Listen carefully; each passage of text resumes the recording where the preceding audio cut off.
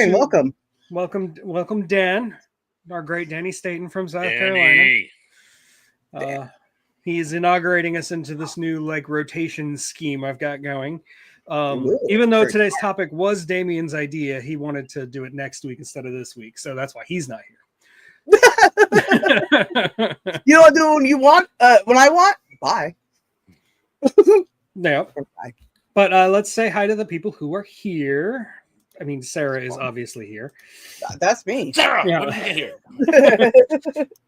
I saw Snarky earlier. Yeah, she's here or was. Miss. And she's real. Yes, she. Yes, she. Pawns. Vim Vanderstraten is here. Vimmy. Channel member Tracy, for Fractured History and More, is here. Tracy Bubala. Always good to see you. She'll probably be on next week too. I haven't decided yet. Indy is here, channel member Indy Spoats. We were just talking Captain about Facts. you in the green room. Yeah. Yeah. Captain Facts, we love you. Lance is here as well. I will have him back as a panelist at some point. I'm not sure when yet. Just Carowin is here. This person is here. Sins. By something. Yes. They're awesome. They tricked them out to do games. Cool. Mm-hmm. And they also live by me in California. There you go. Oh, okay. That works. Yeah. So today we're going to talk about sci-fi movie villains. Because I think a good villain makes for really good stories sometimes. And often villains will steal a movie. Like sometimes you'll remember the villain more than the hero. Villains are always more interesting to me. So that's what we're going to talk about. And it can be like comic book movies. It can be anything. You know me, I'm loose with definitions. But I didn't want to make it just any movie villain because that would just, that's too broad, even for me. So I'm going to go ahead and just start right off the bat with the easy one that everybody knows, and that's Darth Vader. We got to talk about Darth Vader, of course. I've heard him. Yeah, the ultimate villain. Even A though villain so great, 4 people had to play him. Yeah. Why couldn't I think of somebody like Darth Vader? Yeah. I know, like last week when I mentioned Darth Vader, somebody in the chat said he's not really a villain; he was redeemed. I don't buy it. His redemption is way too quick. Doesn't really work for me. Like that's not really redemption. He just saved his son's life and killed the Emperor. He still slaughtered a bunch of Jedi and children, and they were children. That is true. That's kind of unforgivable, right? Yeah. But then they do it. They're like, hey, any kid. Oh. I'm all about redemption, forgiveness, but just 10 minutes of redemption is not really enough. And yes, Darth Vader does mean dark father in Dutch. And when they screened the original Star Wars, everybody was like, oh, so he's his dad. Like that wasn't a surprise to them at all. I've heard about that. Wow. Talk about giving the game away. And also apparently in the third one, Return of the Jedi, Nien Nub, the guy who's in the Millennium Falcon with Lando and is speaking Swahili, apparently he's saying some really naughty things in Swahili. I have no idea what he's saying. I haven't seen it translated. Just random trivia for you. I did not know that. Really? Wow. I didn't know Swahili. I just heard gibberish. So. Yeah, I mean, it sounds like gibberish, but I didn't even know it was Swahili until recently, like maybe a couple of years ago. I never knew that factoid. I love it. I can't believe it's gone this long without me knowing it. Yeah.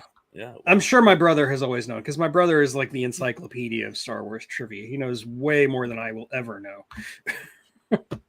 I always thought the other one made a better villain in Star Wars. The Sith guy that looked like the devil with that red face. Oh yeah, Darth Maul. He was awesome. He's got like Darth Vader just looked cool. He looked like just cool. But this guy, he actually looked evil. He looked the part of a bad guy. Yeah, he looked like the devil. Yeah, and he was a better swordsman.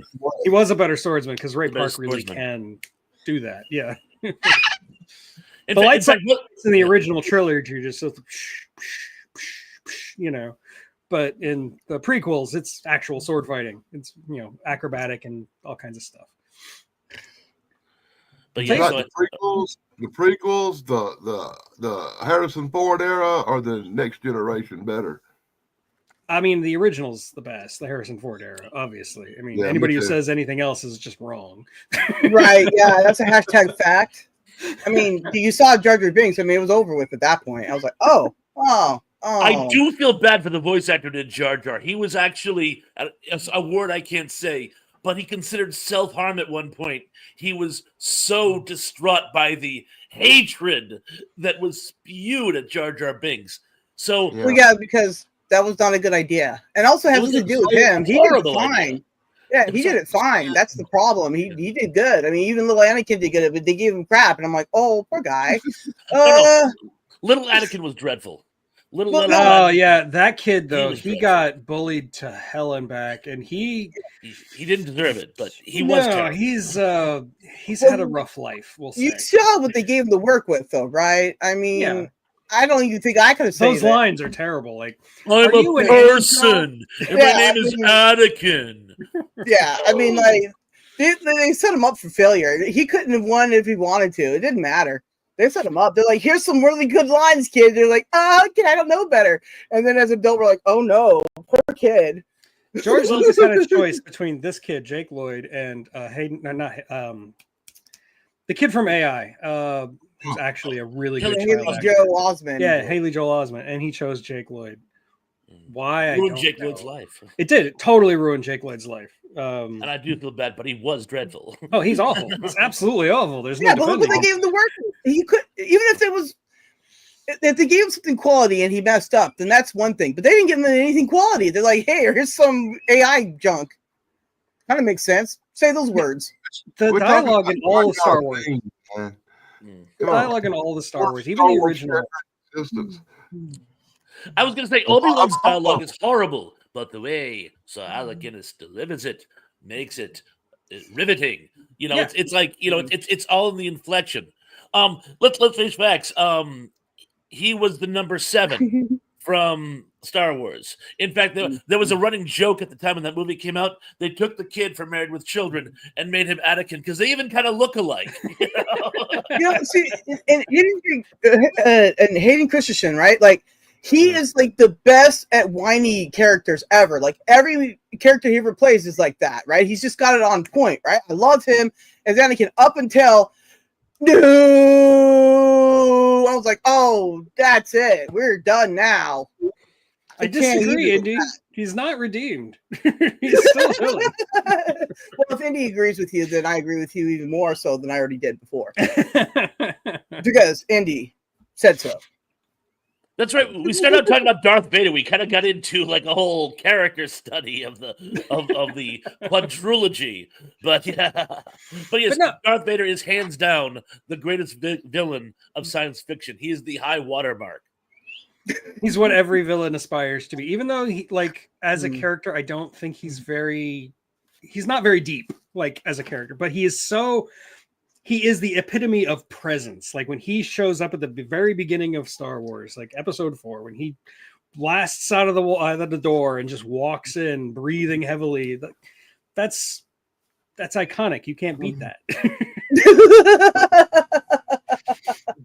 The man does know how to make an entrance. He does. He does. And then in Rogue One, where he shows up in the hallway and he just lights his lightsaber and just wrecks everybody. That's one of the greatest scenes. Like, of new Star Wars, I think that's probably the best scene in all of it. Like, I love that scene. Like he said, big Darth energy. See, Chance couldn't type that because he has no D key. Sorry, Chance. He would talk about Darth Vader. Yeah. Yes. We were all working on it. We were all like, yeah. So I don't spell, so I was waiting for you guys to say a thing. So I don't know. I don't really have a whole lot to say about Darth Vader. James Earl Jones voice. Oh yeah. David Prowse man in suit. I've seen the David Prowse version where you have David Prowse's voice, and it's goofy as hell. Right? Yeah. I was like, oh wait. Yeah, don't do that. They didn't. I was like very proud of them because now they would. This is like this high-pitched, like Cockney. It's so bad. It's so weird. Yeah. Well, Plus, then it's like muffled by the helmet too, so it's even worse. That's the same reason why he didn't have any lines in Clockwork Orange. Just stand there and be beefcake. Don't say anything. Your voice is not right. It doesn't fit the body. It doesn't fit the body type. Which is a pity. David Prowse was amazing. No, he's but great. Again, the voice he's body ratio by James Earl Jones's voice, but I mean his physical performance is actually really good. He does a lot with very little movement. Yeah. And is it true that he didn't even know the line that "I'm your father"? The line they gave him to lip sync was "No, Obi-Wan killed your father." Yeah. And he was pissed because you couldn't even let me in on the secret. I was delivering the line and you wouldn't tell me. Yeah, I think the only people who really knew were George Lucas, Mark Hamill, and James Earl Jones. They're the only people that knew. And the people in the Netherlands, Holland. There you go. Holland, the Netherlands. What's the difference between Holland and the Netherlands? I've always wondered about that. I don't know. Well, those ones are down below, and never mind about Holland. I'm just an ignorant American. What do I know? They got one thing in common. They got the fire down below. The furthest I've been in my country is the Caribbean and Canada. One's got a lot of ice, and one's got windmills and dikes. I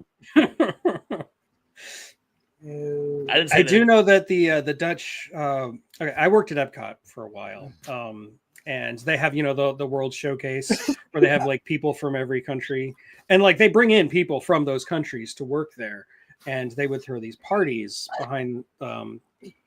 They would throw parties on Disney property because they were staying in these like little Disney hotels, basically that were just for them. And the Dutch women knew how to party. That's all I can say on this stream. Anyway, Darth Vader. I do feel bad for Hayden Christensen because he is a really good actor, and I will die on that hill. I do like him, but like with everybody else in Star Wars, if you can't deliver that really clunky literary dialogue, it doesn't work. And Hayden Christensen as Darth Vader, as Anakin Skywalker, just comes across as a whiny emo kid. Or sand, it gets everywhere. It's all yeah, and like, it doesn't sand work. is his big nemesis. Darth Vader will be defeated by sand every time. The prequel trilogy, kind of like the original trilogy, the only actor who actually comes out clean is the guy playing Obi-Wan Kenobi, Ewan McGregor. He's great. He's awesome as Obi-Wan. He's the only one who can deliver those lines and make it sound convincing. But Natalie Portman was dreadful. Portman. Yeah, she was awful. She was dreadful. I mean, she was cute and she was convincing but as far as actually delivering the lines, I wasn't buying it. I just wasn't. Yeah, that dialogue was killer. Like it murdered actors. It was so bad. One of the reasons Darth Maul is such a great villain is because he's got 3 lines. Well, yeah, then he got chopped in half. I mean, that was memorable. We shall have a revenge. He even says it with that sort of like dripping with like anticipation. I mean, it's just he came off great. Oh, and the scene where he's fighting both of them really. Obi-Wan and Qui-Gon. Qui-Gon Jinn. When they keep dropping these force fields, and in one scene, Qui-Gon is on one side and he just kind of goes into this like meditative pose, but Darth Maul is like he's like a caged leopard, and he's just going back and forth, waiting for that screen. Yeah, and that's just like so intense, and I'm like, and it just for an otherwise appalling movie, that was a really great scene. Well, I gotta say hi to a couple new people. We got Thomas McCluskey in the house. Tommy. Gary Carpenter. Hey. Cursed Zero. Darth Sephiroth. That's kind of cool. Save my hero. I mean, I guess Advent Children is a movie, so we could talk about Sephiroth, but I'm not going to. Well, all right, then. He's one of the best video game villains of all time. But he's not really the villain of Final Fantasy VII. But that's a whole other conversation. Anyway. All right, this is not Final Fantasy. Good, because I have not kept up on that. It's a whole different era of geekness in my brain. compartmentalize. You know. Yeah. Well, I mean, yeah. If we were talking about video games, I'd be all about Metal Gear. So we will just skip all that. Yeah. And Austin Benninger Gaming. Oh man, Metal Gear. I remember when I was in college and not sober, and I got to the end of Metal Gear Solid 2. One of them, the one where like everything just goes completely nuts, and he's got like nanites in his brain, and you get the game over screen that doesn't say game over. It says like mission mailed instead of mission failed, and all that crazy trippy stuff is happening. Oh yeah, I was just like, what is going on? Turn off your console right now. And of course, we did too when we were playing it. We turned it off and we were like, wait, why do we do that? It's cursed. This is cursed. Well, yeah, you know, then he gets wow, I don't know words. He gets abducted by aliens. It's just amazing. Love that games. Gary Carpenter Thrash says that his insurance adjuster is from Fall River, Mass, and he says hi. Oh, hello back. Yeah. Fall River. Not far from me at all. Just to the side of the bridge. Hello to Austin Benninger. I know the little guy. He's from one of our wrestling live streams I do. Yes. Oh, nice. Yes, he's a head mod over there on my channel too. So you better behave over there. Austin's got the power. And McCluskey was doing a Love Boat marathon. That's pretty cool. Love Boat. See, I can't ever get behind. I can't ever get behind Love Boat. I'm sorry. Just kidding. I can't. I get behind it, but I really like to get on it. Love Boat's actually pretty good. I didn't like it as a kid, and then one day I was an adult and I watched it and I was like, oh, this is okay. Where is everyone at? Well, I'm in St. Louis. I've seen the Love Boat like hundreds of times on TV. I knew that show inside and out. And I got real excited when my parents took me on the first Disney cruise I ever went on, because I thought for sure, I'm going on the Love Boat and I'm going to see Julie and everything. I found it to be a really disappointing experience. And on top of that, it was a Disney cruise. That's why. You had to go on like a princess cruise or something. Like those are way better than a Disney cruise. Right, yeah. Disney cruise. Wow. You wanted what to happen there? I mean, Disney cruise is better than a Carnival cruise. Is it though? It was like maybe 14 or something. I remember my first cruise because growing up in Florida, that was just a thing that you did. You would pretend to be rich and you'd go on a cruise ship, and then you'd have to, mortgage your house a second time. But it was a blast. And I remember I actually met the captain, and there was like a photo shoot. I was like 6. I was a kid. I was really, really little. And they wanted to make me smile. So what they did was and I wasn't smiling. I was just like not in the mood to smile for the camera for some reason. So one of the stewards actually got underneath the table where I was talking to the captain. The captain was across from me and started tickling my feet just to get me to laugh, to smile. And I kicked the captain right in the nards. And there is a photo out there I think my mother has it, of the captain just howling and me laughing. Because that made you smile. Because that's funny. That's great. So you ruined the captain's Love Boat experience. And also, for the record, that cruise was also the very first time I got drunk. I've probably told this story on stream before. At 6? We were in San Juan, and my mother would go into every single shop. And in San Juan, they would offer these like free little like tiny cups of pina colada. And my mother assumed that they weren't giving these to children with alcohol in them. So she was just assuming they were virgin pina coladas. And my brothers, I had 2 older brothers, they thought it tasted nasty. So they were giving them to me. And I'm like, this is great. I love this stuff. And I got so hammered. And like later when I was back on the boat, the boat doing its rocking thing, I'm walking in a straight line. Like that's how drunk I was. It was so yeah. That was the beginning of my descent into alcoholism. Unfortunately, I can't tell no story involving Puerto Rico on the stream. Save that for Tuesday. We'll pick that up. You're lucky to have your stomach pumped. Oh, I was fine. Yeah, I survived. Oh yeah, dude. He's speaking natural.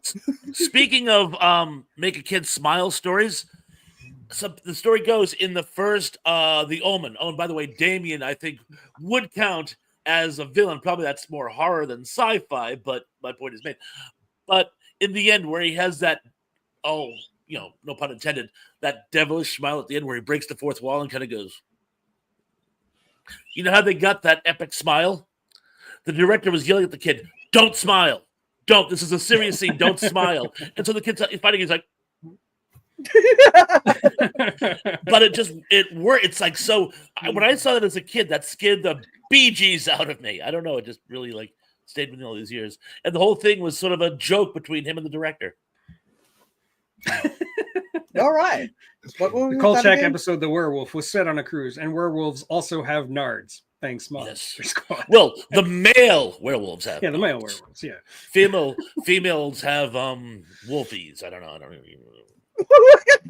And actually, if you do have motion sickness and you go on a cruise, make sure that you get a room at the bottom of the boat. And it sounds counterproductive or counterintuitive, but if you're at the bottom, like as far down as you can get, you don't get as much sway. Yeah.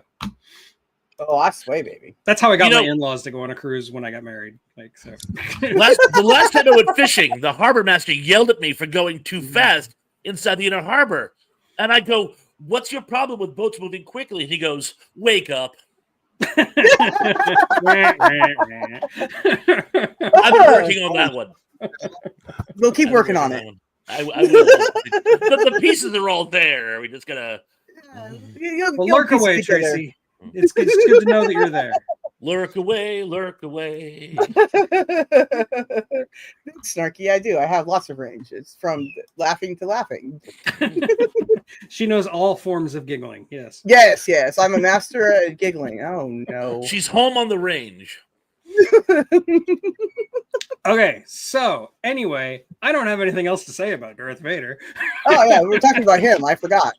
Well, everything has been said. We all know the character. Darth Vader. You might as well have said number 37. And we don't get right. Move forward. Yeah, I posted a picture of Darth Vader the other day on Facebook, I believe. The Darth Vader sitting on a potato because he's a dictator. Nice. Yeah, a little bit of potato humor. I love my potatoes. They're the best. They're potatoes. I potato all day long. Vader on a tater. Yeah. Yeah. I do like potatoes. They're right. The potatoes are popular. Accuse me of making videos with them. What? Me again. I said potatoes are popular. Some people have been accusing me of making videos with them. With a potato. Oh. I should ask my mom, can I get some potatoes? I need to video with them because yeah, I get it. Potato camera. Everybody who knows Big would laugh. Well, you heard Tucker Carlson was going to marry the princess of Potato Land, but her parents forbid it. They go, there's no way you're marrying a commentator.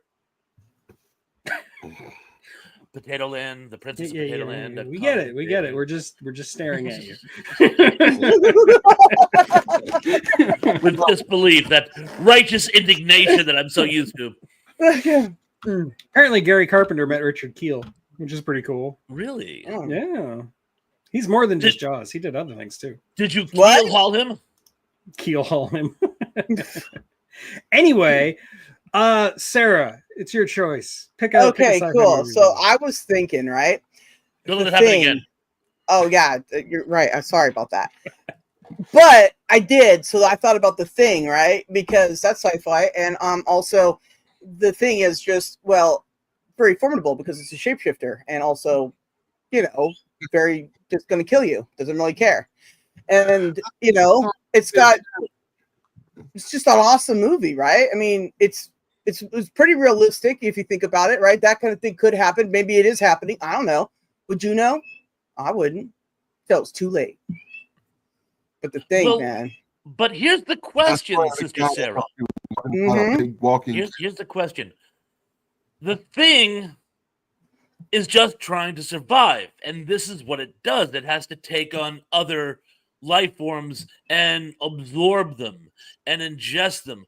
Is what it's doing evil, or is it simply doing what it needs to survive on a hostile alien planet?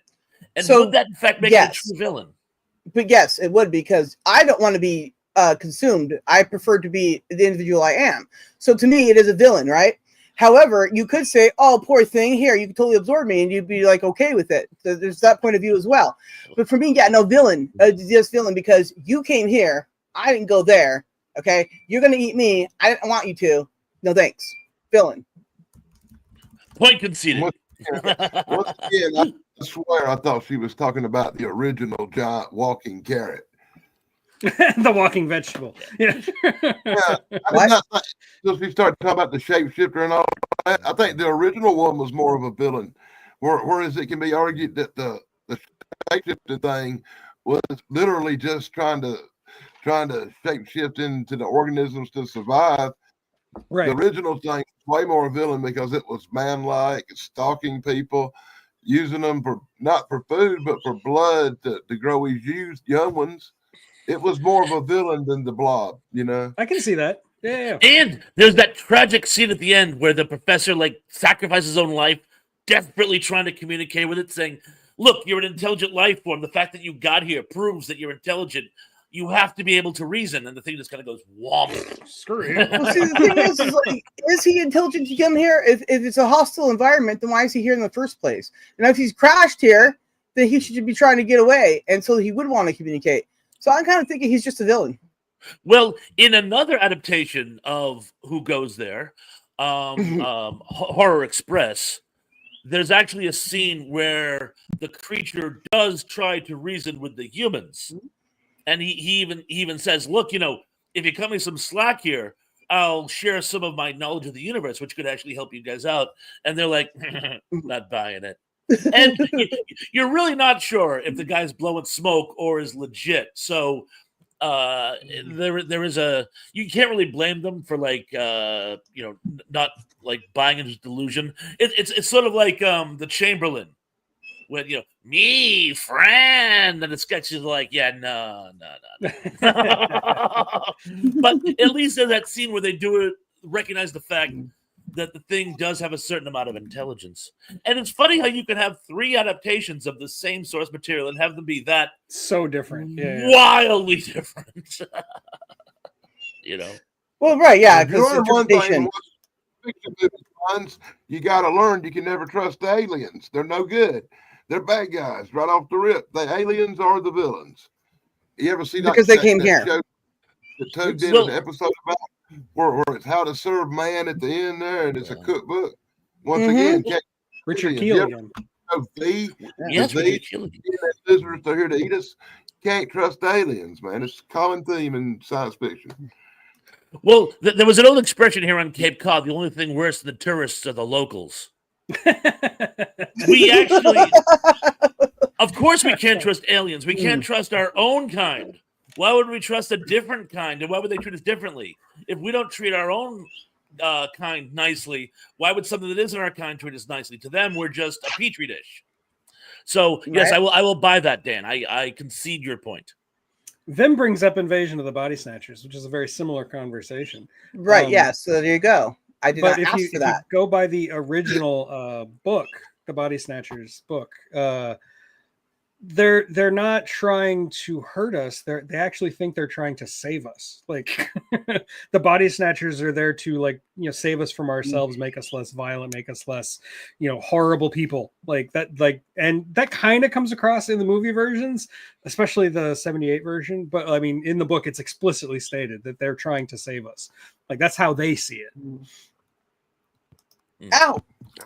But it's colonialism. It's like we're going to save you whether you want it or not. Right, exactly. We're going to bomb you into democracy. Right. Yeah, so I don't need to be saved. I just equal opportunity would just be normally fine. That's good. You just said that because you haven't been saved. Once you've been saved, you will see how much you love being saved. Oh, right. That is true. Right. Yeah. Okay. Yeah.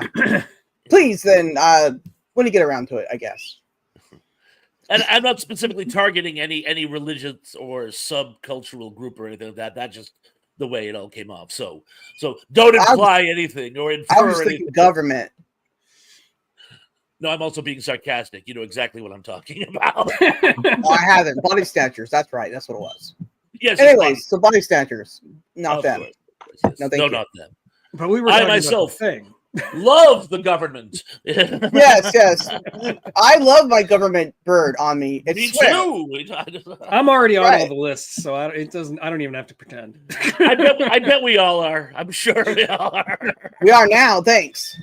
You know, there's that great scene in Night of the Generals where they're like, should we be talking about this? And one of the German generals who's actually in charge of the plot against Hitler, he goes, they have all their names already. It's like, All right. Well, I think but by this point they all know.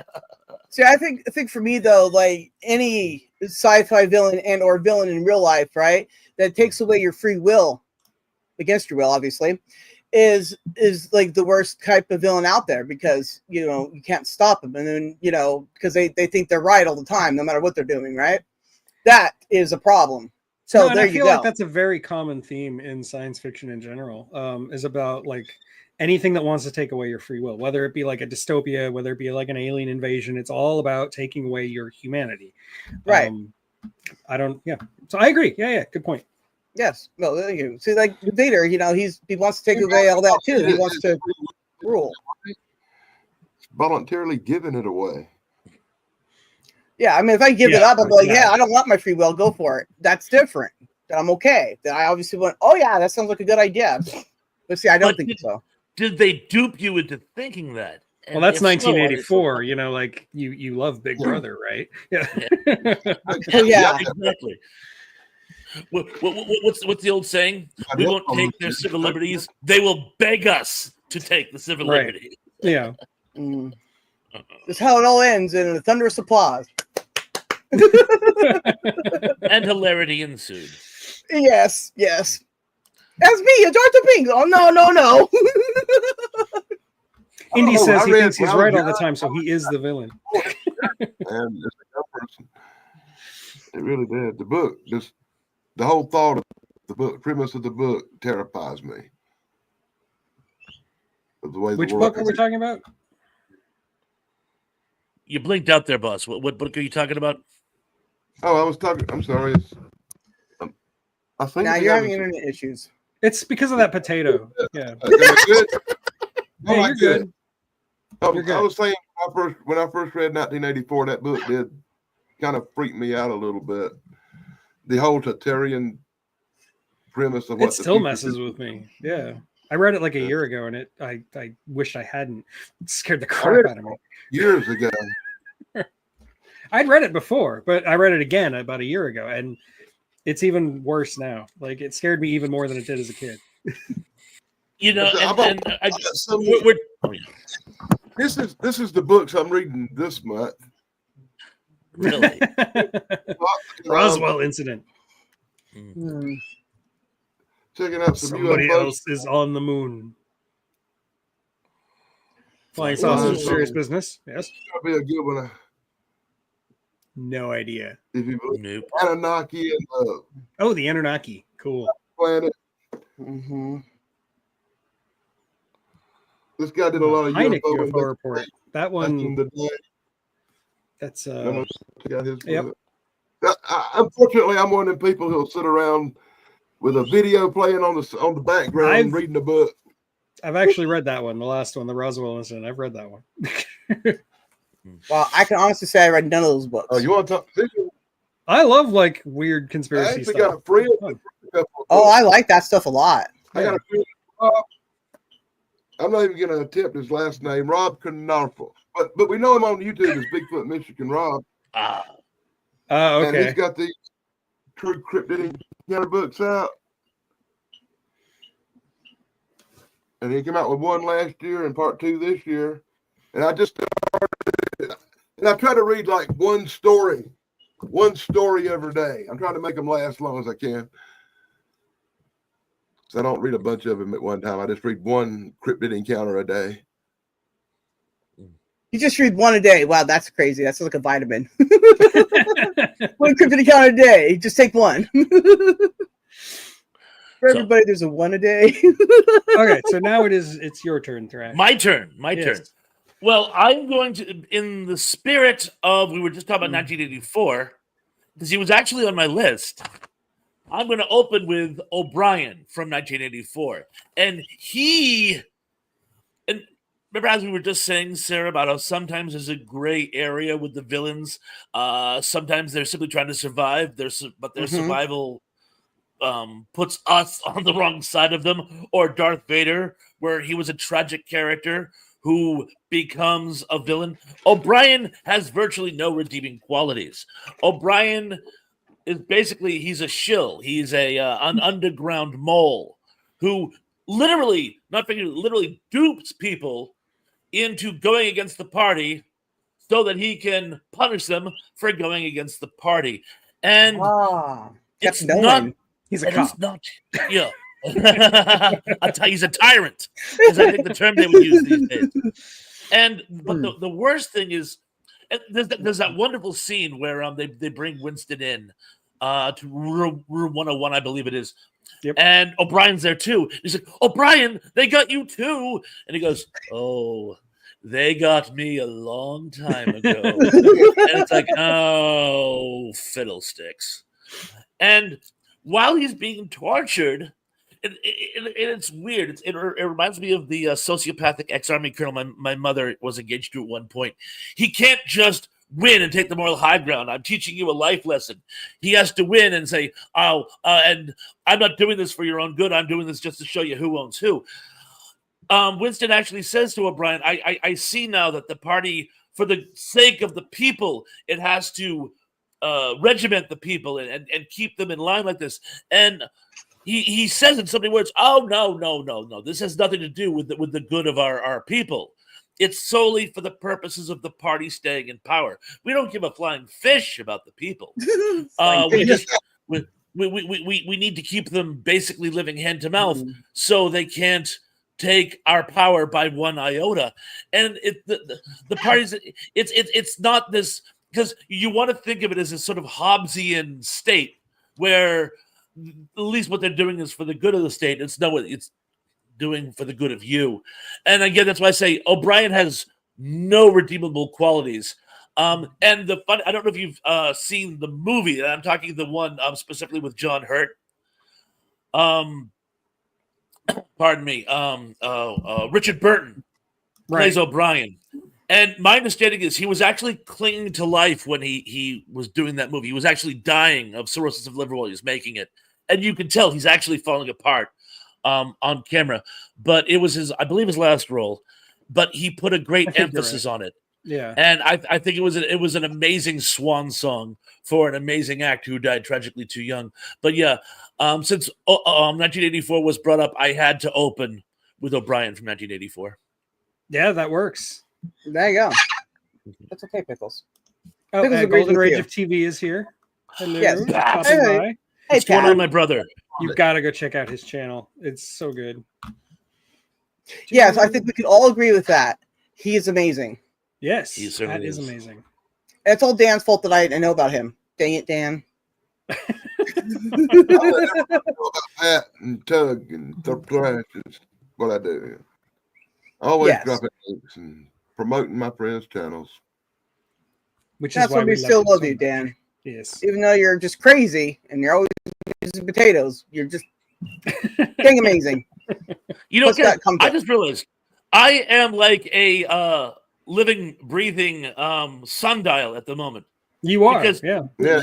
In case you're wondering, my kitchen window is right over there. But it like started like over here and is gradually working its way down across my body, and I'm trying to sit in a spot where it's as least obtrusive, and I'm failing miserably. I like when you're leaning back just right and it just hits your nose. It kind of looks like you got the zinc on your nose. Yeah. Ugly vampire from Twilight. I'm a monster. Well, we knew that. Snap. You nicknamed my daughter after the okay. monster. We all are. Don't worry about it. Yes, Pickles. Pickles just wait 7 minutes. It'll be fine. Pickles wants me to tell you, Pons, that she approves of your pickle hat. Okay. Thank you. Yeah, she keeps interrupting, and I'm like, okay, I'll tell him. It's pickle approved. Okay, so Danny, Dan, I guess it's your turn. Dan. Oh God, Danny, Durant. No, that goes. We don't need to talk about Durant. Yeah, that was Blue backstage. moon on Monday, and just starting it up again. I know Durant. To tell people what's going on is when he first told me about the topic for this show, I drew a complete blank, and the only thing I could think of was Duran Durant, and I did not know where it came from or what movie it was. And it was a big conversation backstage for a while. And Duran Durant is a really bad guy. But then the second thing that popped into my head was what Snedley Whiplash or whatever his name was. Snidely Whiplash, yeah. The guy with the big mustache who was always chasing moose. Yep. I drew a complete blank on villains, so I had to go and just right out the bat, I had to go with the Marvel villains. You know, the Joker, the Penguin, the Riddler, the ones that give Adam West a hard time in my childhood. The true villains of life.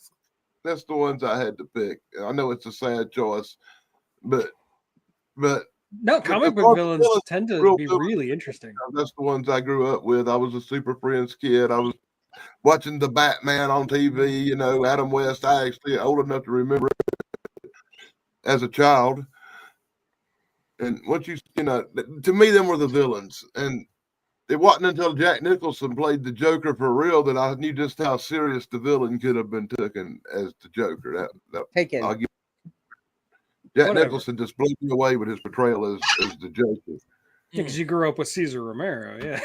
Yeah. But see, Cesar Romero is a bad A. He did the whole thing with that makeup over his stash. That was refused epic. to shave it off, yeah. Oh yeah, I don't blame him. I would not. I just want to say, Tracy, we love you too. Thank you. Remember, for 3 months. He was doing awesome stage shows at the time, and that little mustache was part of the stage persona for the pirate he was playing or whatever on that stage show. Indy says he keeps shark repellent on him just in case now. Yeah, you have to. You have to. That is a fact. Classic. Mm-hmm. And did you ever notice that in his brandy sifter, he's always drinking milk? I just love that man. No, I never noticed that. I never noticed that. Yes, he's drinking milk in it always. It's like, yes, you know. It's good enough for Batman. It's good enough for me. I always find, especially in comics, like I was saying before, I always find villains more interesting than heroes, and I think in comic books that's especially true. I think villains are what make the heroes more interesting. Like I think the Joker and Batman, which is DC, not Marvel, but whatever. I feel like the Joker makes the Batman more interesting because he's such a perfect foil for him. And he wasn't created to be that. The Joker was just a throwaway villain that was created for him. But like he became the antithesis of Batman in some way. And I love that in comic books, how you can always find a villain for any hero and just become like the opposite and really like highlight each other's character qualities. And I love that about comic book villains. Well, the thing about the Joker is he has a really tragic backstory. I mean, while he's on that job that goes awry, where his friends kind of betray him and he gets the chemical burns, while he's away, his wife, who is pregnant, dies in childbirth. So it's like he has this like episode which literally turns him from a petty crook into a supervillain. And I love in The Killing Joke, I've always loved this. I have to reread it someday. I haven't read it in 30 years. But when Batman finally gets him and he tells him the killing joke, you know, if you run across the beam of light, the guy says, no, you'll turn off the flashlight while I'm halfway across. And they both start laughing maniacally. It gives the game away that both the Joker and Bruce Wayne are absolutely gonzo. Oh, they're nuts. Insane. They're both two insane people. Just one went one way and one went the other, but they're both equally insane, and it makes the perfect counterbalance. So yeah, the Joker is one of the best villains of all time. Agreed, completely. I don't feel so bad for picking him now. No, not at all. And I do consider that science fiction. I think most comic book stories are science fiction. Well, yeah, but particularly Batman, because so much of his stuff is. Exactly, it's gadgetry. That's science. Like wonderful. Batman movies, And I took him in to see this one Batman movie, and it had Arnold Schwarzenegger as Mr. Freeze. Oh yeah, the bat nipples. Batman and Robin, the infamously bad one. Let's be serious, but We talking about that was so amazing. my kids were laughing so hard at Mr. Freeze being Schwarzenegger that they disrupted the theater. People were No, that wasn't supposed to be serious. You can't convince me that. Joel Schumacher was trying to make Okay, fun. so you know the Batman animated series, right? How awesome that was, right? And then Mr. Freeze in there was amazing. And then you see that, you're like, it just jumped the shark. Why would you do this to me? I don't know why they hate us. And then I don't know. Their version of Bane in that movie was pretty terrible too. I had to be convinced that was supposed to be Bane. I was like, wait, huh? I've been trying to figure out the whole time that's supposed to be Bane. Oh, okay, that's it. I'm credit card. There's one movie George Clooney's ashamed of having made. That's the one. It's not Return of the Killer Tomatoes. It's his Batman movie. Right, and also, I mean, the suit with the bat nipples, the Robin nip. Oh my gosh, why? Why? Mercy. Terrible. Completely destroyed. Like they almost didn't make any more Batman movies after that. Yeah, I was questioning everything too. I was like, man, I missed Shark Repellent. That was so brilliant. But there was a show come on called Gotham, and I don't know if y'all liked it or even saw it, but Gotham was like season. I did really enjoy it. Yeah. And right when he turned into Batman at the end, when Bruce Wayne grew up, that's when they ended it. I do have one question though. Why is it so hard to just make a Batman show? Like, why can't they do that? Why do they have to make Gotham? Why do they have to make Pennywise? Why do they have to, or not Pennywise? Why do they have to make the Penguin? Why can't they just make Batman? Oh yeah, because see, that would be good, and then people would watch it. They can't have that, I guess. Well, it's that constant need Hollywood has to reinvent the wheel. Yeah, it's that right. simple. Yeah, it's still round. It's just sometimes it's round with like Batman Detective. Well, yeah, it's like the people who made the spinning rims for your vehicle. Like, why? You don't need that. Also, you just kick one once and they break. So what was the point? You hit the curb and you're screwed. I thought when Gotham and he on Batsuit, a year later there'd be a series called Batman. Yeah, it's like it's like a show leading into the Batman without actually having a Batman show. Right. It's kind of like they did Flash, had the Green Arrow show up, and they did a few episodes with Green Arrow, and then less than a year later, whoa, Green Arrow got his own show, and now you're watching Green Arrow. In the good old days of superhero TV shows that were actually decent. I liked Green Arrow. I watched the first 4 or 5 seasons of that. I thought it was really good. The Flash was pretty good. Flash got a little too cartoony for me, but I mean that's the Flash. Yeah. It's supposed to be. You think cartoony? Did you watch Legends of Tomorrow? I saw one episode. I watched all of them. If you set through Legends of Tomorrow, you tell cartoony. Yeah, it was pretty cartoony. Come on, I watched Batman with Adam West and Burt Ward. I can handle it. Yeah, I mean, I'm not knocking it. I'm fine. It's fine that it exists. It just wasn't what I was interested in. I preferred Green Arrow. You have failed this city. No, Green Arrow was great. I like that. Some of the actors that were on the show better than I like. I might. Oh yeah, especially the Flash. The actor who played the Flash in the TV show is 1,000,000 times better than Ezra Miller. So. Oh goodness, yeah. Flash. Ooh, sorry. It's funny how I'm sorry, Sarah. It's funny how the TV actors are better than some of the big movie actors in the parts. It does happen, yeah. Mm-hmm. So you're up. Oh, it's my turn. Yeah. Oh. Yeah. Okay. Let me look at my list real quick. Well, since we got Sarah here, I guess I got to talk about a Star Trek villain. But which one should I talk about? I know which one you're going to pick. Yes, I will talk about Khan, specifically Ricardo Montalban as like the perfect foil for William Shatner. The only person who could outact William Shatner. Overact, I mean. Yeah. For real. Why? Yep. I did not think of Khan. Duran. You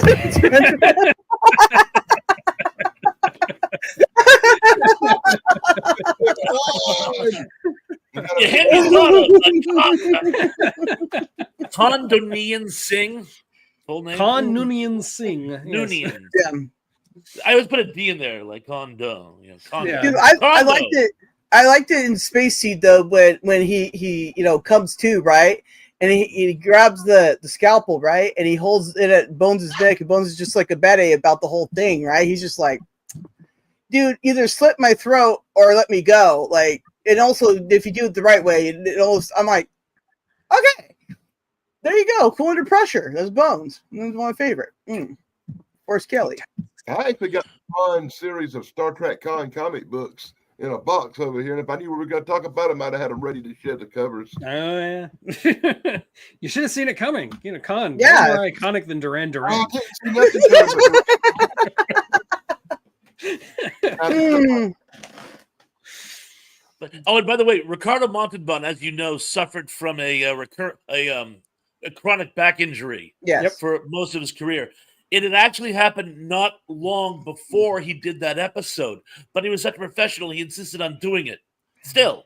But if you notice, he's always got his hand on his hip, as if he's like swaggering from room to room. He's actually in unendurable back pain while he's doing his scenes, but he just is like trying to man through it. Yeah. Yeah. I remember one time he did like a telethon for some back type of charity or something like that. Anyways, and he went on this big old spiel about his back, and I remember going, I was incredibly bored, but then when he started talking about this back stuff, this was before I had any back issues, right? Then when I got back issues, I had a flashback, like Quadrant Kane style, wah, wah, wah, wah. Anyways, and I remembered that. I was like, yeah, I know the incredible pain. Yeah, good job. Like Indiana Jones, man, he's sitting there doing all his stuff with a little back pain too, and I'm like, all right. And when he did Space Seed, he actually refused to take any pain medication because he thought it would affect his performance. So yeah, no wonder he's so sweaty. That's hardcore. Yeah, he's super sweaty too in that one, so I get that. Most of the fight sequences were done with a stand-in, though. So true Star Trek fashion. Like if you see, like when you see Khan and Kirk fighting each other, that's not William Shatner and Ricardo Montalban. It's so obvious too. It's like right? Yeah, so I mean, it's 100%. Like I used to as a kid, right? I didn't realize they were stunt doubles. So I didn't know about that at the time, right? So when I would watch these things, I would think like when people fought, they looked different somehow. I don't know. It was weird. In the original script for Star Trek II, they were supposed to have a sword fight. Like, I don't know how that was going to work. I don't know where that would come from. Why would they have swords? Well, because they broke into Cthulhu's quarters and stole his swords. That's it. I don't know. But that didn't happen because Ricardo Montalban was only available for a few days, and they couldn't work the schedule out. William Shatner and Ricardo Montalban never met on set for Star Trek II. And in fact, they never actually share a scene in the same room. They talk to each other over communication, over the view screen, but they never actually appear in the same room together because of scheduling issues. And I think that makes it a better movie. I think it is better that they never actually meet face to face in the movie. Mm-hmm. So it does. Yeah, you're right. Also, that is his real chest. That is not a chest piece. One thing I always kind of bummed me out is Space Seed has one of the coolest. Wow, this will be so. He even said at the end, "Wouldn't it be nice to go in a couple hundred years and see what has come of this?" And what happens is 40 years later, they're all dead. Totally forget. They just totally forget. It's a really anticlimactic second story if you think of it that way. Don't get me wrong, Star Trek 2 is amazing. Or 5. Huh? Yeah. And why does he recognize Chekhov's face? Chekhov wasn't in that episode. Well, yeah, I know. I mean, right? That is one of the best. That's because bloopers. they didn't show Chekhov in the episode. Don't mean he wasn't on the Enterprise. He just saw him on a crew roster or something. But he wasn't even in the crew at that point. But yeah, he wasn't even on the show at that point. Yeah. Yeah, so I can see why Chekhov would just remember them because he read a log one time. He was like, Botany Bay, that sounds so familiar, weird. Oh my gosh, you got to get out of here. I can see that. But Khan's like, yeah, I totally remember your face. Chekhov was mopping the floor on the lower decks with the whole incident. Before he joined the crew. Okay. No, he could have still been on the crew, just like lesser. He wasn't a bridge crew yet. Not on the bridge yet. He was promoted to the bridge. They would have yes. Yeah, see, I Indy's got it. suppose. He just memorized the crew roster. Yeah. Yeah, I said it and then Indy repeated it. Yeah, there you go. And Chekhov remembered him as a historical character. Well, yeah, because he's Khan. Botany Bay. It covers everything.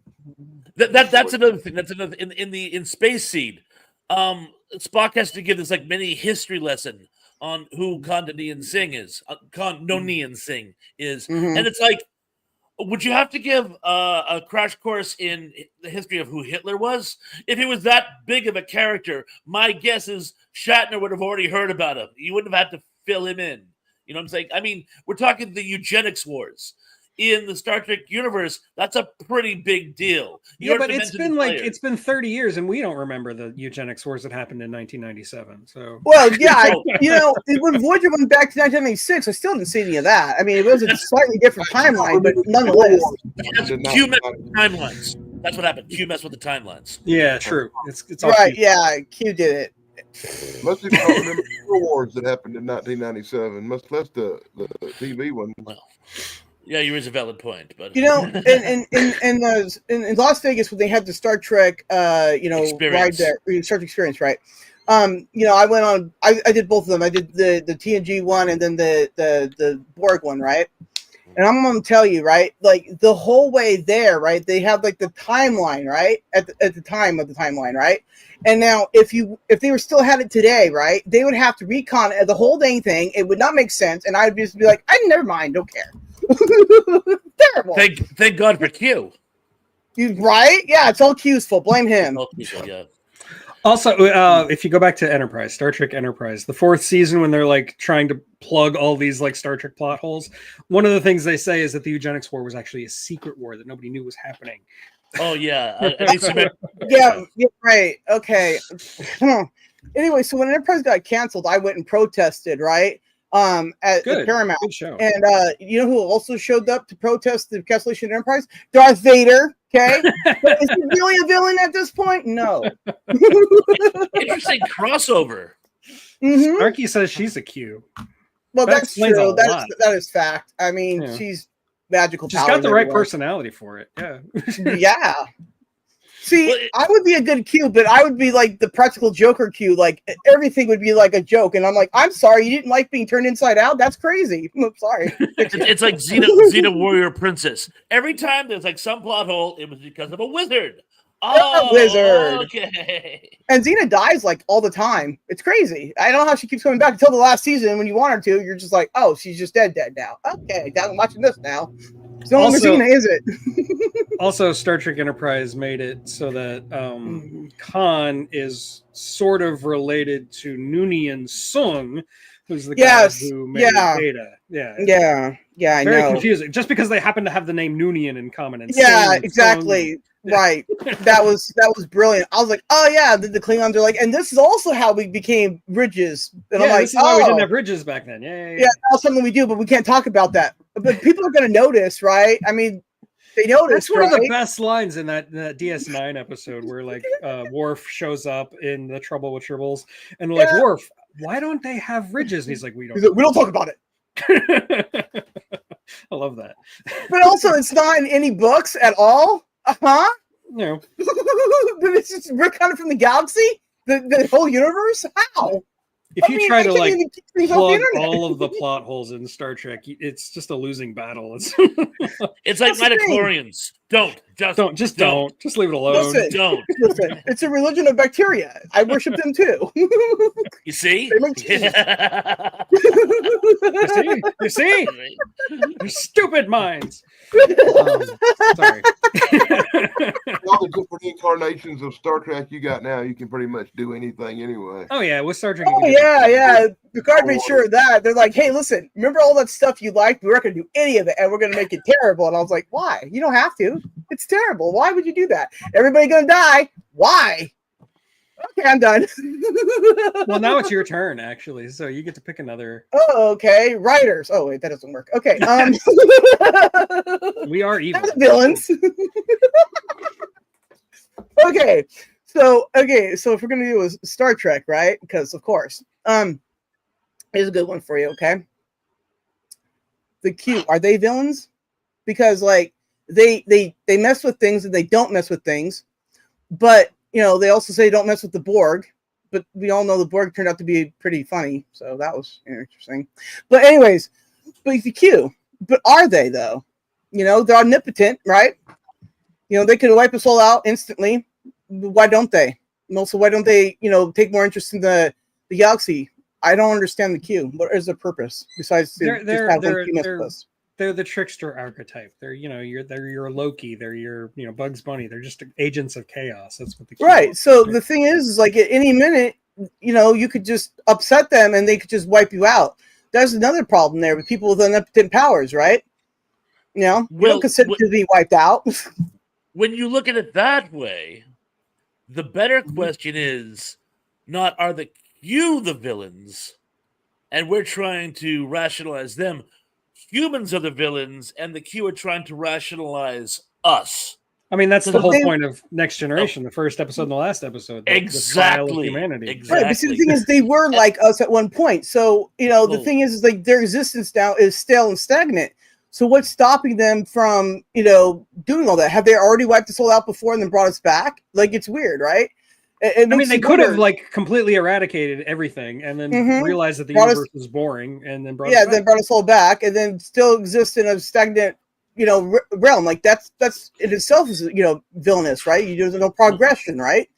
So that's a subplot of A Stranger to Strange Land, is that the Martians view us, and they're not saying we're good, and they're not saying we're evil. They're saying that they will contemplate it for a few centuries and get back to us. Oh, but just so you know, there was a 10th planet in our solar system, and the Martians decided that they weren't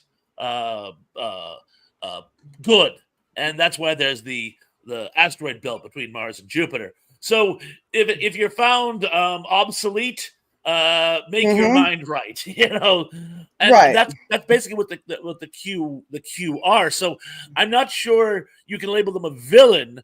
They could certainly do villainous things, but I think it's the idea that the mirror is being turned on us. Oh, and by the way, what does everybody think of the theory that the Squire of Gothos is actually the child of Q and the female Q from the other side in the Civil War? See, I could see that, but also they say that the Guardian Forever is also like a Q experiment. So was that one of those things that they were see, like I said, they're villainous, right? Because like if it is a Q experiment, say the Guardian Forever, right? Then at any point anybody can go there and just wipe out our existence or maybe even their own, right? Again, anything with omnipotent powers can be villainous, and also I would treat them as a villainous thing because at any minute they could just go and you're gone. Well, I think it's a pretty common like sci-fi trope that like when you get to that ultimate power, that ultimate like stage of evolution where you just become everything, you become the universe. You get the Infinity Gauntlet with all the stones, or infinite power. Yeah, you ascend like the ancients.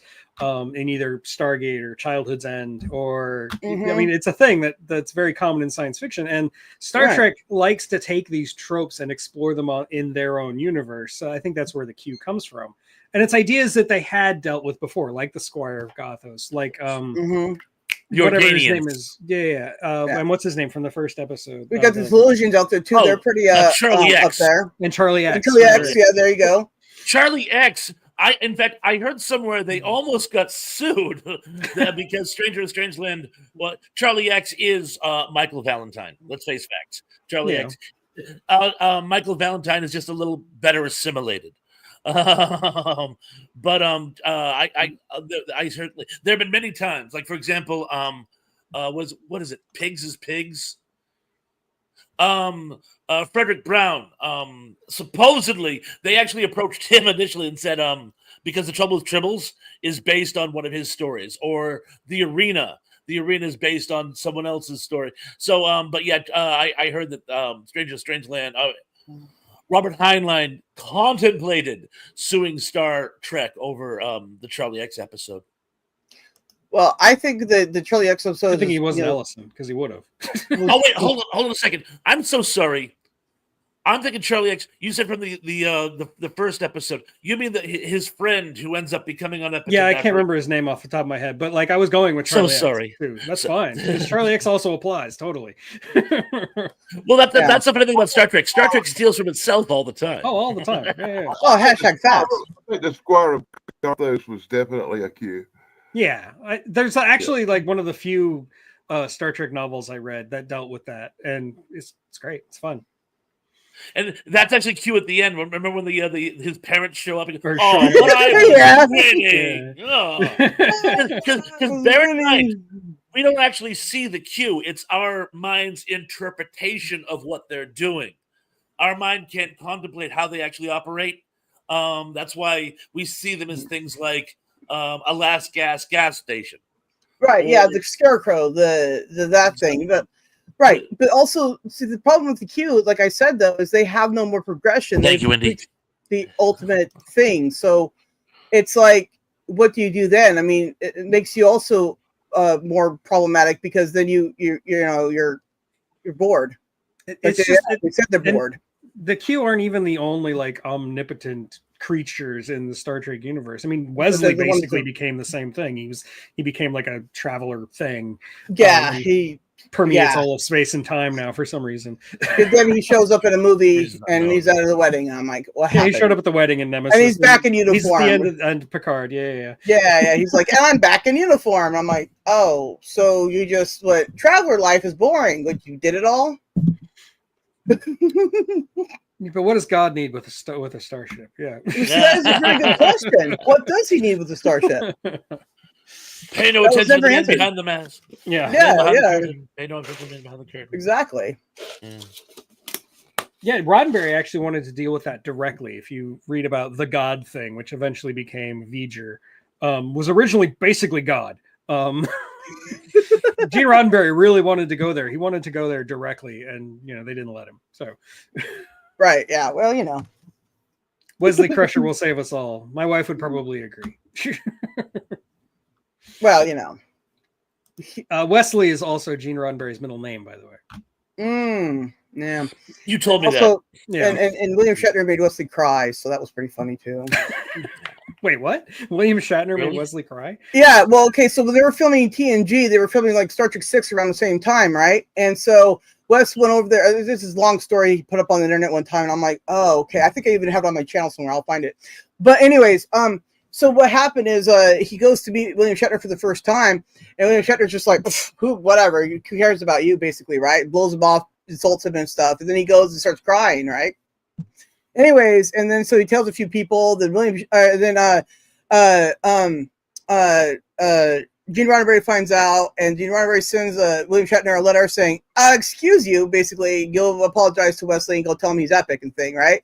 So then William Shatner tells him that he's like, I'm proud to have him in the Star Trek family or some other dumb thing, and I'm like, oh my gosh, it's so funny. I never heard that story before. That's funny. Oh my gosh, I'm gonna find it. It's William effing Shatner. Right. Yes. Yeah, it Wesley went there too, and is like acting Ensign's uniform too. So, have any of you seen the Unification short, like the one that just came out like a couple weeks ago? Yeah, actually, I just watched it. Yeah, I think it's neat. Cheered about the end. Yeah, he's finally reunited with Spock in the afterlife. It's pretty cool. what?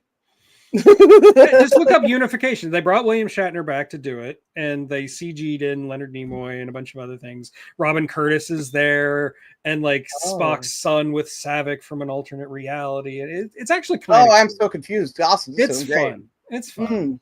There's, I don't think there's a single line of dialogue.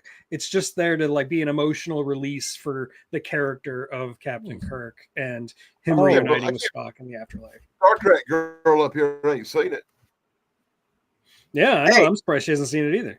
Hey, I haven't had a lot of power lately, okay? Oh, good point. I'm still have the power and water fixed. And you know what's really more brilliant about all that is they're going to move the power box right here at the side of the house here by the driveway, right? So we won't hit it with our doors. That'll be great. But they're going to move it to the front of the house, right next to the water line. Why? Hey, Anyway, is it still raining? Is it No, still it- raining? no, it's Not like up here. The sun came out, but it rained last night. But the power dipped a couple times. I'm like, oh well, okay. So I texted Dad. I'm like, hey, if I'm not there in the morning, because I have no power. But we got power still for most of the house. Still can't do the laundry. Anyway, shout out to Tristan. Yes, the one, another omnipotent being, kind of like and even if you go into like everything everywhere all at once, they're kind of omnipotent. The bagel, the everything bagel. Bagel. Just Sarky said that William Shatner doesn't have any friends. He is very good at making enemies. I'll give him that. he's got all those skills, but he's been to space and he does confirm that the Earth is brownish. So there we go. Well, he was not invited to Nimoy's funeral, and that always haunted me. Yeah, Well- that seems weird. I'm not sure what exactly happened, but he was not invited. See, And- I Thank you, think Jobu Chupaki. I couldn't remember the name off the top of my head. I Thank you, think I think it has to do with the Priceline wars. What I heard was at the end, over years and years and years of Nimoy getting a sore throat from having to apologize for things Shatner did, at the very end he had just had enough, and somehow it's very depressing because the one man who always stayed friends with Shatner was Nimoy. Yeah. So when even Nimoy, it's like at two Nimoy, it just, I mean, I understand William Shatner is a notorious mumser. Everyone knows that. But, you know, even bad people have friends. You know what I'm saying? Villains have friends. Yes, they do. They usually kill them, but they do have friends. Them aren't do. friends, they're called henchmen. They No, don't have henchmen. friends. Excuse me. They have I an think entourage. going back to our actual like subject, I think Q did think of Jean-Luc Picard as his friend. I think he was in Yes. love with him as friends. Right, yeah, and also he thought Cisco was too tough for him, so he just fought him one time. Was like, I'm done. He hit me. I'm out. He shows up on DS9 and gets punched in the face. You know? Right? So Picard hit me. I'm not Picard. I love that. Yeah, Cisco and Picard don't like each other. They hate each other actually. Well, yeah, because Picard inadvertently killed Cisco's wife. What? I didn't Yeah, if know you that. watch the very first episode of Deep Space Nine where they like talk to each other, Picard and Oh, Cisco, yeah, they do he's just not like- like each other. Picard Kinda. doesn't respect Cisco because Cisco kind of goes outside the rule of Starfleet from time to time. He's very loosey goosey with the rules, and Cisco hates Picard because Locutus killed his wife. Yeah. Mhm.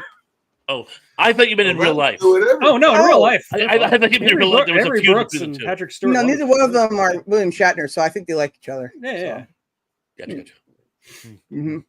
My turn. It is your. I saw. Okay.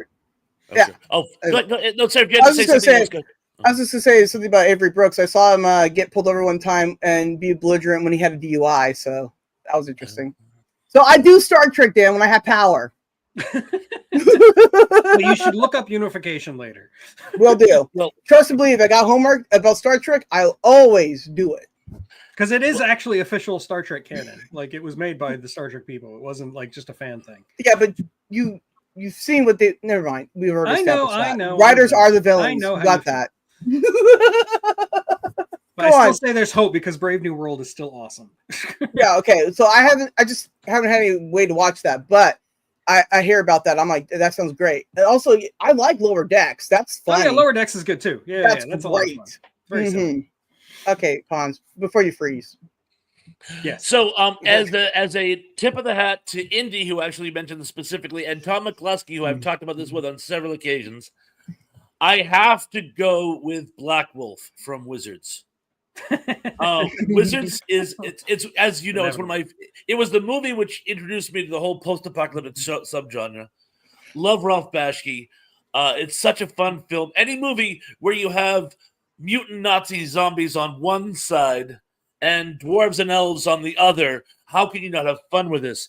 And I must say, Black Wolf he's your typical black wizard, evil wizard archetype. That's the whole thing. It's the good wizard and the bad wizard, and they fight and they become mortal enemies. But there's more to it. I mean, Black Wolf is just cool. I mean, he lives in the post-apocalyptic wasteland. He digs up former Nazi memorabilia to galvanize his army. His capital is called Scorched One, and that whole scene at the end where he and Avatar is like, "Join me, brother, and we shall rule this world." And he's cliche, but there's nothing wrong with cliches, particularly with villains, as long as you can have fun with them. And you certainly do have fun with Black Wolf. And so, if you like tell any random person, imagine an evil wizard, whatever they picture in their head probably looks like Black Wolf. Might have flesh on his arms though. Oh yeah, true. That was thin little stick arms. Yeah. Wait. Does he have skin? No, on his arms. Okay. His hands have flesh, and his shoulders do, but it's just bone in between, and it's really kind of But he's got the long white beard, and his skin's all dark gray, and he's got red eyes. It just sounds gooey. And he has this intense voice where even when he's not yelling, he sounds like he's screaming. Is the boy human or mutant? Mutant, my lord. The next one will not be. And yeah, nothing says evil like digging up Nazi memorabilia. You know? Oh yeah, right. I mean, you just obviously. I mean, you got Hellboy. You know, there you go. More Nazi memorabilia. Stay away from Nazi memorabilia, Dan.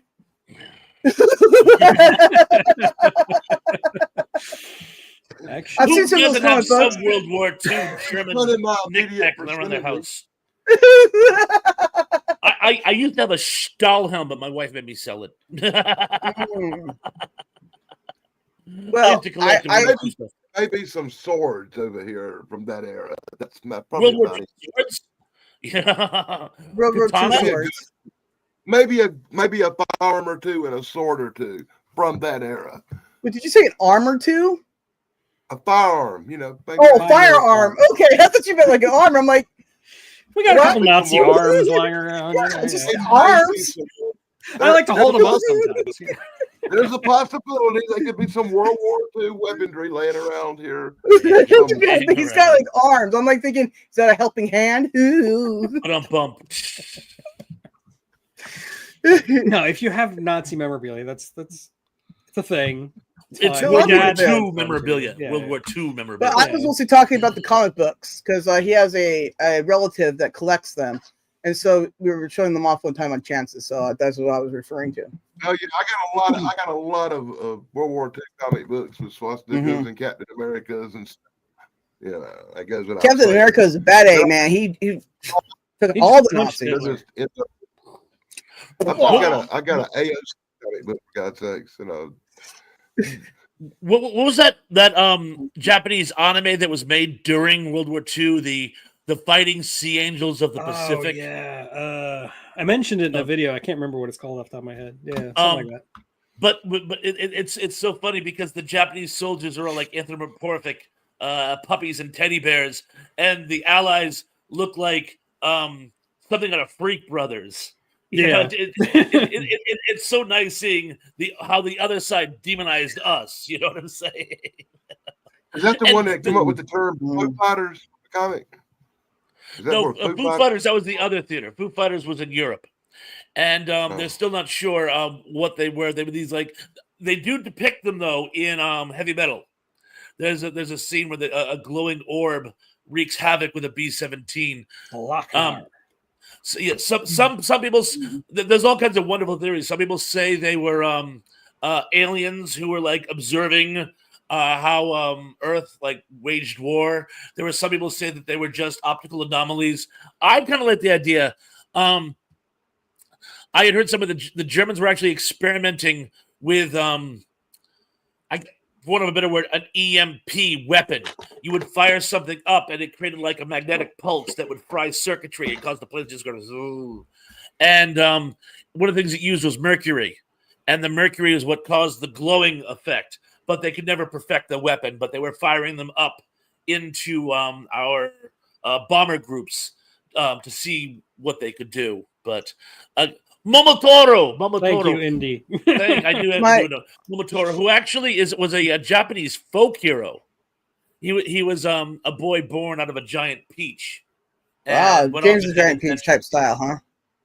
Indeed. And he had all kinds of adventures and stuff. Only in this, Momotaro became commander of the Japanese Imperial forces.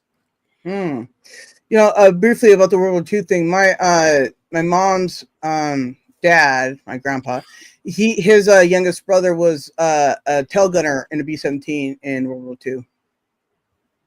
So, really? Yeah, he almost got killed twice. George Senior. George Senior was a tail gunner in World War II.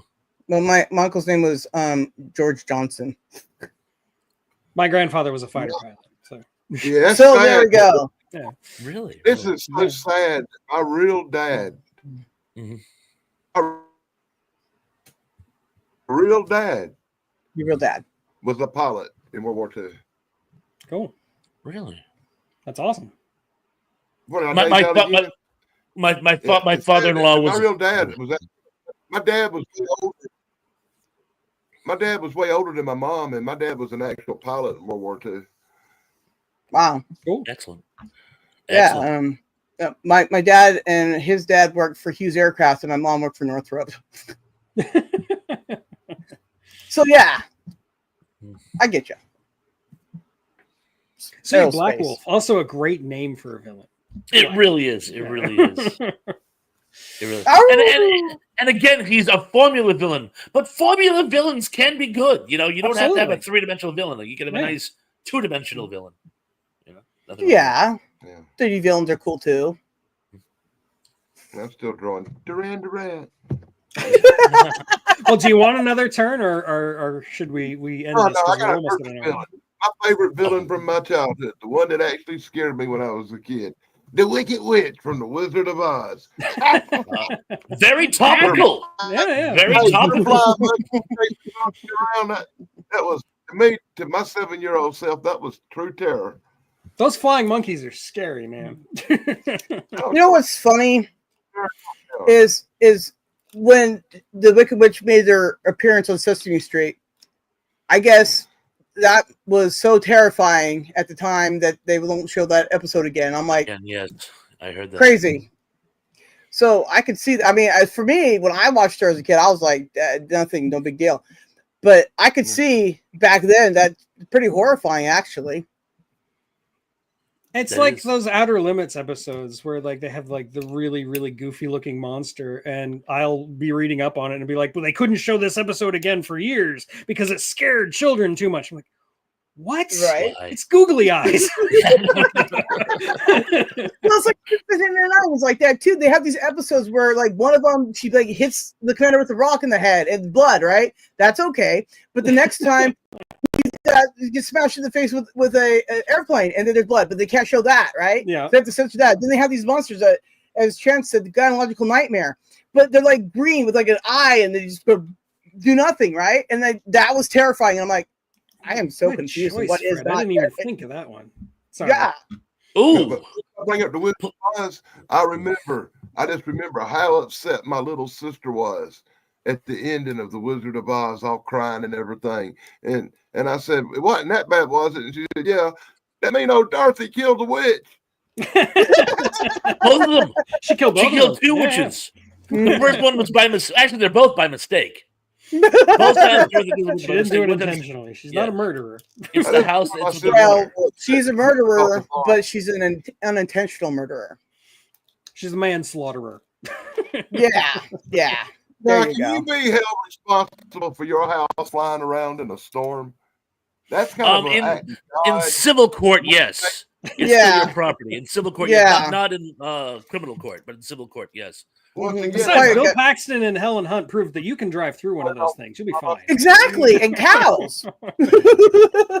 That's another movie that always made me laugh because, like, there's this part where they're driving and the windshield's like smashed to heck, and then the next scene it's all healed, and I'm like, wow, it just healed itself. How did you do that? I want that windshield. Well, the rocks in Congo float. I never found Wizard of Oz all that terrifying. I mean, the flying monkeys kind of scared me a little bit, but Return to Oz, that's nightmare fuel. Like that movie is gives me flashbacks just thinking about it. Well, see, I just saw the previews of that. I was like, well, I'm good. I'm good. I don't I care about my. You get my that one brain. witch who keeps like taking off her head and like putting on other heads, and it's just nah, can't deal with Seems it. a bit much. I'll buy that. I'll buy that. But it did have a young Feruza Balk in it.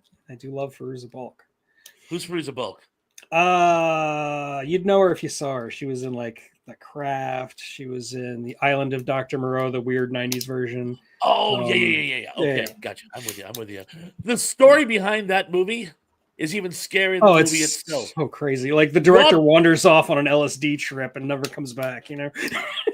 And Rob Morrow had a nervous breakdown. He said that's what actually killed his career. No. He wanted off and they wouldn't let him off, and he finally had a nervous breakdown, so they let him off, but then he became like plutonium in the Hollywood circles. It's a very sad story. And Val Kilmer, as always, everyone despised working with him.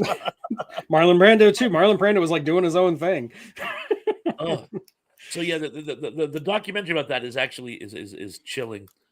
And speaking of the Wizard of Oz, I still want to make my post-apocalyptic adaptation of Wizard of Oz. It's a perfect set. The Scarecrow, they call him Scarecrow because he's like emaciated and disheveled, right?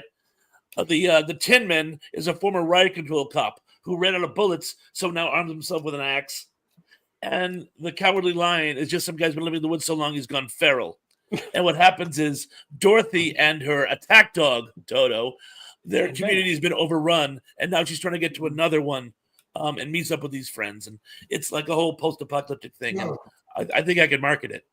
Well, did see, you that's vanish so quickly, Dan. because his camera froze. Yeah. I think somebody's using the internet and it's drawing my signal a little bit. More sympathetic I could not be. They ain't got no sense to know that I'm on a live stream, apparently. See, Pons. So Sorky's right that. Okay. Yeah, just write the thing.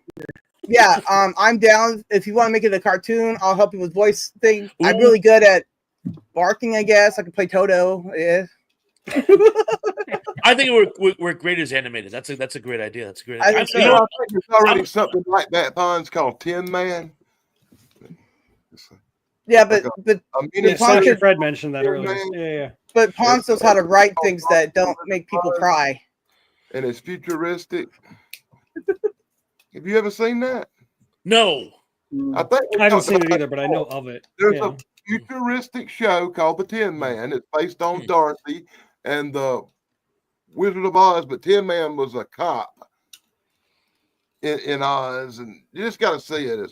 Google it. Well, I remember Oz, that prison show that had nothing to do with that at all. That had nothing to do with the Wizard of Oz. I know. I was sure like blown away, but I watched Oz and like, wow, this has absolutely zero to do with that. So I don't know what I was thinking when I watched this. So I watched it some more. I don't remember all this like prison. Yeah, I guess that's what happens. You look behind the curtain, you see that. And how can anyone enjoy? Speaking of Wicked, how can anyone? Which we weren't, but I was saying it was topical. Oh, thank you. I was saying it was a TV series. It was a TV series. Yeah, excellent. How can anyone enjoy Wicked, where the Wicked Witch of the West and Glinda the Good Witch are friends, when we know how this is going to play out? They're both going to be slaughtered by Dorothy. Yeah. Well, Glinda's survives. You're right. You know what? It would, in my opinion, it would have worked better if they had used the Witch of the East. Yeah. If it had been the two sisters. Because the prequel would make more sense. Of the East is so, it's a blank slate. You can do whatever you want with it. Anything you want with it. Yeah. And we know for a fact that Wicked Witch of the West and Glinda are enemies down the road. But perhaps that's something to cover in the play. I haven't seen the play. I haven't either. Well, me neither. Also, don't plan to. Yeah. Apparently, if you're a fan of the play, the movie is really good, but the movie looks terrible to me. I have no interest in the play. It's like Cats. Like, I don't really want to see the play. I definitely don't want to see that movie. I'm happy that you have it. If you love that sort of thing, it's fine. I don't care. Mrs. Thrash wants to see it. I may end up seeing it because of that. If I do, I'll give you guys a painless run. Take some caffeine. It's 3 hours long. Well, I was like, you don't really have to, Pons. You can save us all. It's okay. Yeah. From what I heard about from Wicked, don't put the promo code in on the internet. Just saying. Okay, well, I think on Wicked Witch, I think we're gonna quit. I think we're done. It's been an hour and a half. Thrash, are you on tonight?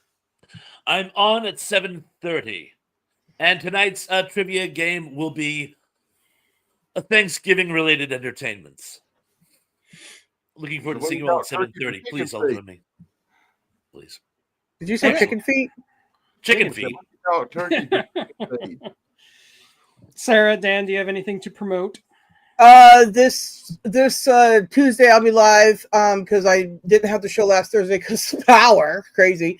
So we'll be doing that Tuesday. Now Thursday is Thanksgiving, so Snarky was going to do a Thanksgiving show. Hopefully I'll be able to join her for a brief moment of time. So that'll be good if you guys have no Thanksgiving plans or you want to, hop on the internet because family is crazy. Then hop over to Snarky's definitely. She should be giving you all the Thanksgiving trimmings on the internet. And otherwise, thusly, that's what I got planned as of current. Okay. Excellent. Well, I'll see you guys all tonight, hopefully. If not, I'll see you later and have a great Thanksgiving.